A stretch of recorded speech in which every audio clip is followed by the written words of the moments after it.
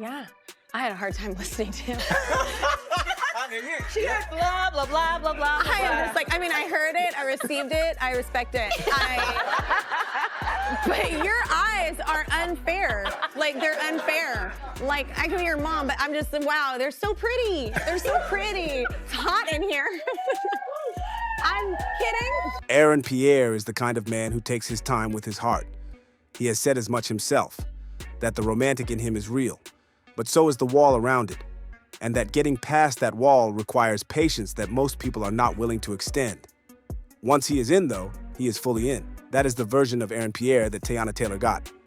The fully committed, completely present version of a man who does not give that part of himself easily or often. And now, he is out, and he has finally said why. Here's the part that took me out.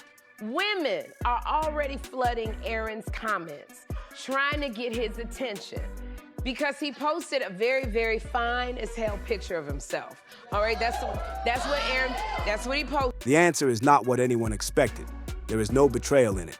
No cheating rumor confirmed, no secret fight, no single catastrophic moment that broke what they built. Aaron Pierre broke his silence on this relationship and said the thing that is somehow harder to hear than any scandal, that it was timing. That two careers accelerating at the exact same velocity in the exact same moment created a collision rather than a partnership. That the same momentum that made them magnetic to each other also made it impossible to sustain what they were trying to build.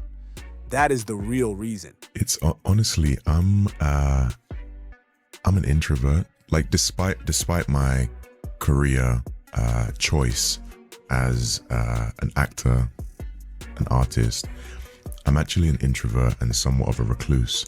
So a lot of this year, the reception, I've been enjoying it and receiving it in the comfort of. And sitting with it for a minute, it lands heavier than most breakup revelations do. To understand why the ending hits the way it does, you have to understand what the beginning looked like from the outside. Because this was one of those rare situations where the public fell for a couple before the couple had even confirmed they were one. It started with shared spaces, a gala, the kind of event where two people in the same industry end up in the same orbit without it meaning anything specific, except that the photos from that night told a different story. When I tell y'all, when it comes to available men, sometimes we women are just too thirsty.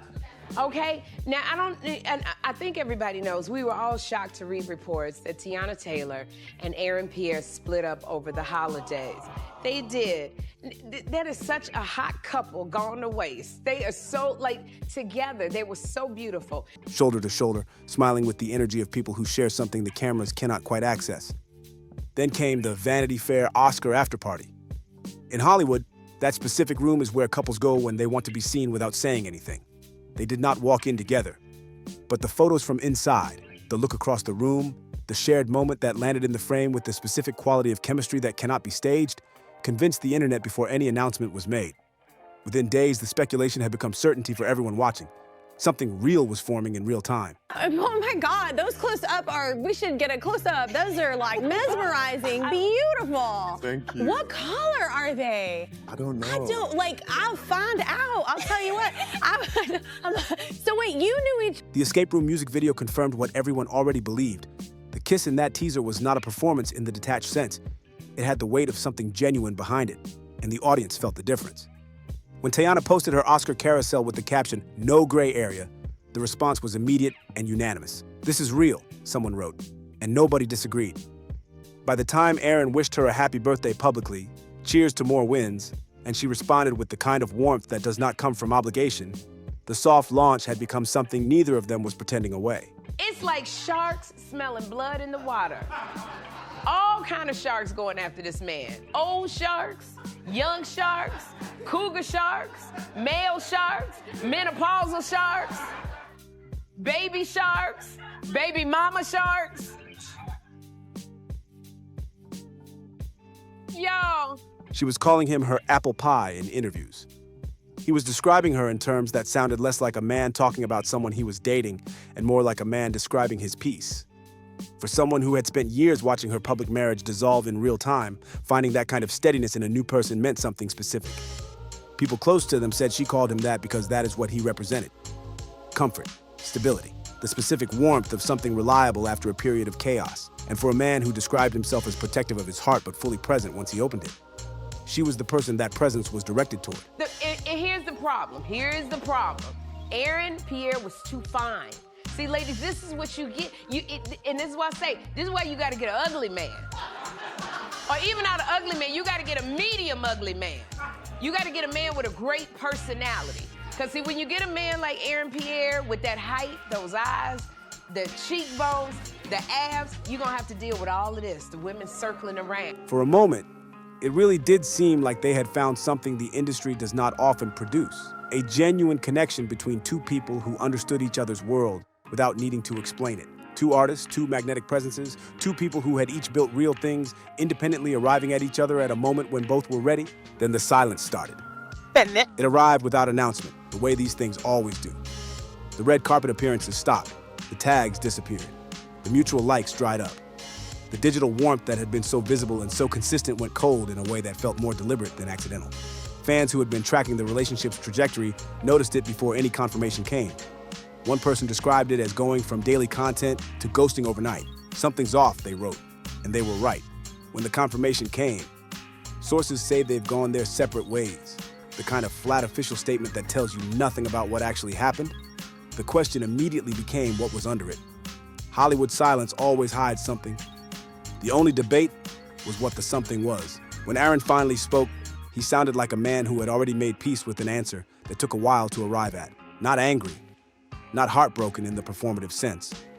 Just clear. It was timing. He said it with the specific tiredness of someone describing something that was genuinely painful and is now genuinely resolved.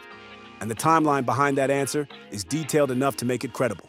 Teyana's career was not just going well during this period, it was going seismically. Golden Globe nomination, Oscar conversation for one battle after another, a critically celebrated album, one major project after another stacking up in a way that had the industry talking about her as someone finally receiving the recognition she had long deserved. She was on every carpet, from New York to London. She was being called one of one by Paul Thomas Anderson. Taraji P. Henson was publicly declaring she was just that girl. Aaron's schedule was not slower. It was consuming in different directions. DC's Lanterns, the Star Wars project alongside Ryan Gosling, a film dropping in the same window as everything else. He was navigating the specific pressure of franchise visibility, the kind where every interview becomes a minefield and every public appearance carries the weight of a corporate commitment. When you are cast alongside Ryan Gosling, the expectation of perfection is not metaphorical. It is structural. What they were dealing with was not the ordinary logistics of a busy relationship. It was two people orbiting genuinely different universes at the same altitude simultaneously. The math of that does not produce quality time. It produces airport reunions, 48 hours in the same city, a premiere smile for the cameras, and then separate time zones again. The repeat of that pattern across enough cycles does not just produce exhaustion. It produces the slow erosion of the connective tissue that holds two people's lives together. The small daily things, the spontaneous presence, the unglamorous parts of closeness that do not show up on red carpets, but are what a relationship is actually made of. One person close to both of them described it as two alphas colliding. The romantic framing of that is obvious.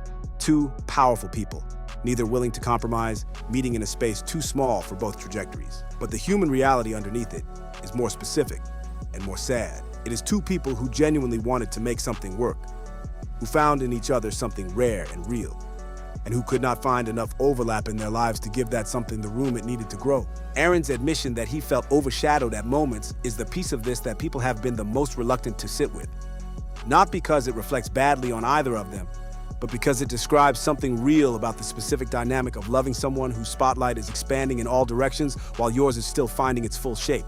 He was already a franchise name, already an actor with serious critical momentum, already someone the industry was watching closely.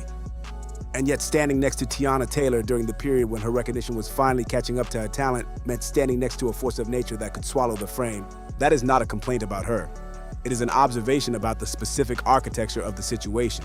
When two people are both chasing global visibility, and one of them is currently at the gravitational center of that visibility, the dynamics of the partnership shift in ways that are difficult to manage regardless of how much genuine love exists underneath them.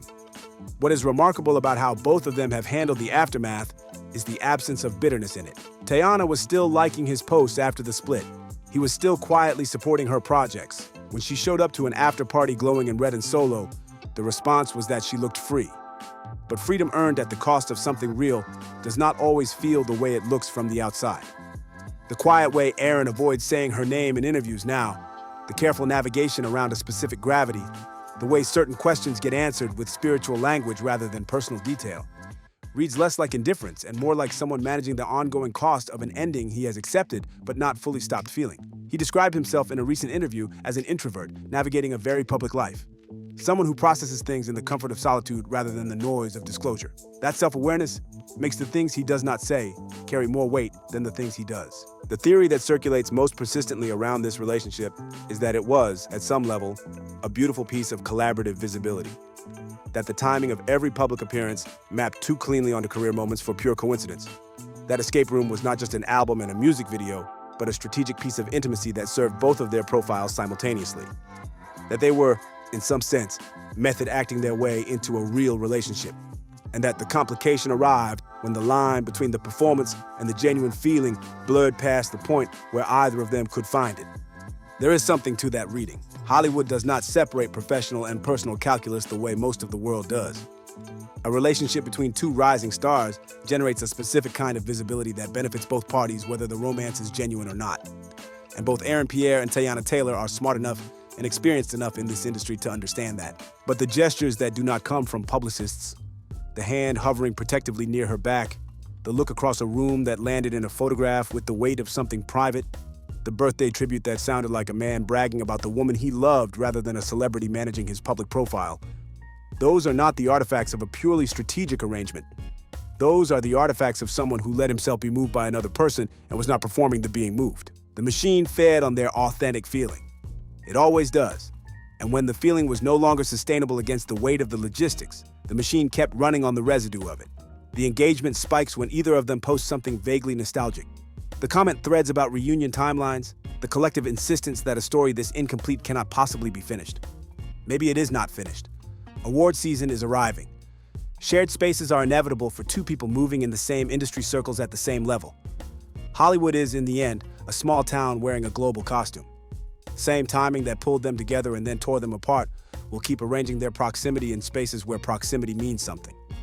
Whether proximity produces anything the second time around depends on whether the conditions that made it impossible the first time have shifted, whether two trajectories that were colliding are now running in ways that have room for convergence, whether two people who found something real in each other during a specific window can find it again in a different one. Pierre said it was timing. He said it quietly, like a man who understood that the most honest thing he could offer was the simplest version of the truth. And the simplest version is that something real existed, and the life around it could not hold it. That is not a scandal. It is something closer to a tragedy in the quiet sense. The kind where nobody did anything wrong, and everyone still ended up with the specific loneliness of an ending that did not have to happen. He is a romantic who takes his time with his heart. She is a woman who calls the people she loves her peace. And somewhere between two galaxies of ambition and momentum and visibility and franchise commitments and after-parties and separate time zones, the thing they were building ran out of room. The specific cruelty of the timing explanation is that it removes the comfort of having someone to blame. When a relationship ends because of infidelity or cruelty or fundamental incompatibility, the grief comes packaged with clarity. You know why you are hurting, and you know where to direct the feeling. When it ends because of logistics, because the love was real, but the life around it could not hold the weight of two fully realized careers simultaneously expanding, the grief has nowhere clean to land. You end up mourning not a person, but a possibility. Not what happened, but what could not happen. Both Aaron and Teyana are sitting with that specific version of grief. The interviews they have each given since the split reflected the careful spirituality of people processing something without wanting to make it ugly. The way questions about the past get redirected toward the present. The specific warmth they both still seem to carry for each other. That reads less like friendship and more like the residue of something that was genuinely significant. Teyana in particular has navigated the aftermath with a composure that is worth examining. She has been through one catastrophic public ending before. The dissolution of her marriage to Iman Shumpert played out in ways that generated exactly the kind of coverage no one wants their name attached to. Messy, public, the kind of headlines that follow you for years. She emerged from that with her dignity intact and her career accelerating. And the specific care with which she handled her relationship with Aaron, the minimal public record, the tasteful appearances, the deliberate absence of oversharing, reflected a woman who understood that protecting something sometimes means not letting the public fully see it. Her comment that, "If I call him my boyfriend, it's because we said it together," was the moment she signaled that the narrative was hers to control and that she was beginning the process of taking it back. Not dramatically, not with a formal announcement. Just a calibration, a reclaiming, the kind of move that only becomes visible in retrospect when you understand what it was signaling about where her head was at that moment. Aaron's comment about learning to let things evolve as they should is the philosophical companion to that recalibration. Two people who both understood, at around the same time, that the shape their relationship had taken was not sustainable, and who made the mutual decision to release it rather than fight the physics of their own lives. There is something genuinely mature about that, and something genuinely sad. The question of whether any of it was performative from the start is one the internet keeps returning to, because it is the question that resolves the discomfort. If it was PR, then nothing real was lost, and the sadness is misplaced. If it was real, then something valuable was sacrificed on the altar of two ascending careers, and the sadness is entirely appropriate. The truth, as it usually is in human relationships, is probably somewhere that does not resolve cleanly into either category. The Escape Room visual album is the artifact that everyone keeps coming back to. It exists now as a document of something. The genuine chemistry, the specific kind of intimacy that the camera cannot fully manufacture, the evidence of two people in a particular kind of feeling. Whether that feeling was the foundation of a genuine private relationship, or the feeling was itself partly created by the artistic process and then became real in the way performances sometimes do. Neither of those possibilities changes what is visible in the footage, the look in his eyes, the way she touches his face. Those are not manufactured. They are also now in the past tense, which is the specific kind of loss that makes people keep watching the clip, keep reading the comments, keep hoping that the resolution is not as settled as both parties seem to be presenting it. The timing explanation is the cleanest possible exit. It assigns no blame, preserves all dignity, and leaves the door open just enough that the possibility of something different in different circumstances cannot be entirely ruled out. Aaron Pierre is careful with his heart. He said so himself in his own words. He took his time to get there with Teyana. And once he got there, he was fully present in the way he described, at her beck and call, as he put it, once he finally let himself go. That level of investment does not dissolve instantly because the logistics stopped working. It recedes. It becomes something quieter and more private. But it does not simply stop existing because two careers pulled two people into different time zones. Which is why neither of them sounds finished in the way people sound finished. They sound like people who have accepted a conclusion they did not choose, who are navigating an ending that was not about falling out of love, but about the life around the love becoming impossible to manage. That distinction is everything. And it is the thing that makes this story feel, to everyone watching it, like a chapter with more pages still to turn. The broader pattern this relationship represents is one Hollywood keeps producing and the culture keeps struggling to fully reckon with. Two rising stars finding each other at the precise moment when both of their trajectories are accelerating is not a formula for sustainability. It is a formula for intensity, for the compressed, vivid, almost cinematic quality of a connection that burns bright, because it has to exist in the small windows available between the obligations that are consuming both people simultaneously. That kind of relationship produces extraordinary moments. The photos that make fans stop scrolling, the performances that feel too real to be just work, the mutual warmth that is visible even in context designed for professional presentation. All of that is real, and all of it is a product of the specific conditions that also make the relationship unsustainable. When both people are chasing global recognition, the relationship cannot be the priority. It becomes the thing that exists in the margins. The 48 hours between projects, the airport reunion, the shared appearance at an industry event before separate cars take them to separate commitments. And a relationship that lives in the margins eventually becomes a relationship in name only, which is worse for both people than simply acknowledging the truth of what the logistics have produced. Aaron and Teyana acknowledged it. They did it with grace and without drama. And the internet, which prefers its endings messier and more conclusive, has not quite known what to do with a breakup this clean and this honest. So it keeps picking at the edges, analyzing pauses in interviews, reading body language in retrospective footage, constructing theories about what the real reason must be underneath the reason that was offered. The real reason is the one Aaron gave: timing. It is unglamorous, and it is not a story that resolves with a villain or a vindication. It is just two people who found something real and were unable to find enough of the right time to give it what it needed to last. That is a specific kind of heartbreak, the kind that makes you want to go back and rearrange everything. The release dates, the film schedules, the career trajectories, to see if a different arrangement produces a different outcome. But trajectories do not rearrange on demand, and Aaron Pierre and Teyana Taylor are both, in the aftermath of this, continuing to rise in the directions their careers are taking them. Which means the irony the ending is built on, that the success they both worked for is also what made it impossible, will keep being visible every time either of their names appears in a headline. He said he is a romantic who eventually gives everything once he gets there.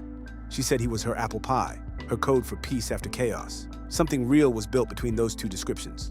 Whether it gets rebuilt in different conditions, or whether the version of it that existed was specific to the window it occupied and cannot be replicated, that is the question the internet is going to keep asking until one of them decides to answer it differently than they have answered it so far. The question the internet cannot stop asking is whether room will eventually appear, whether the next shared carpet, the next after party, the next polite hug for cameras will be the moment where something flickers back into view.